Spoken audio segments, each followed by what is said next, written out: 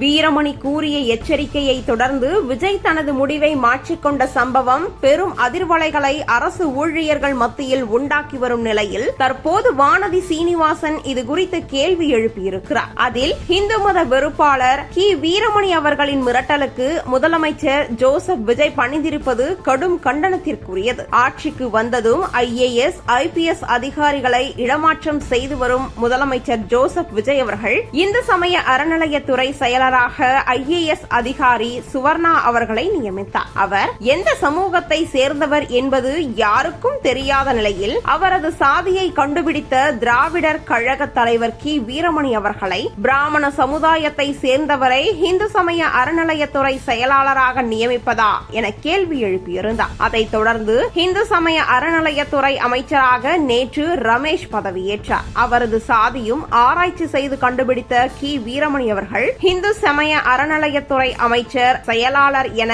இரு பதவிக்கும் பிராமணர்களை எப்படி நியமிக்கலாம் என மிரட்டல் தோணியில் அறிக்கை விட்டிருந்தார். இந்நிலையில் இன்று இந்து சமய அறநிலையத்துறை செயலாளர் பொறுப்பிலிருந்து சுவர்ணா அவர்கள் விடுவிக்கப்பட்டு சுற்றுலாத்துறை செயலாளராக நியமிக்கப்பட்டுள்ளார். இந்து மத வெறுப்பாளரான கி வீரமணியின் மிரட்டலுக்கு முதலமைச்சர் ஜோசப் விஜய் அவர்கள் பணிந்து விட்டாரோ என்ற சந்தேகம் எழுகிறது. முதலமைச்சராக பதவியேற்றதும் சென்னை வேப்பேரியில் உள்ள திராவிடர் கழக தலைமை அலுவலகத்திற்கு சென்று கி வீரமணி அவர்களை ஜோசப் விஜய் சந்தித்ததால் இந்த சந்தேகம் வலுப்படுகிறது. கி வீரமணியின் மிரட்டலுக்கு பணிந்து ஒரு IAS அதிகாரி மாற்றப்பட்டுள்ளதால் அதிகாரிகள் இடையே சாதி பற்றிய தாக்கத்தை தான் ஏற்படுத்தும். இனி சாதி மத அடிப்படையில் தான் நியமனங்கள், இடமாறுதல்கள் நடக்குமோ என்ற அச்சத்தை ஏற்படுத்தியுள்ளது. இந்து மத வெறுப்பாளர் கி வீரமணி அவர்களின் மிரட்டலுக்கு முதலமைச்சர் ஜோசப் விஜய் பணிந்திருப்பது கடும் கண்டனத்திற்குரியது என குறிப்பிட்டுள்ளார் வானதி.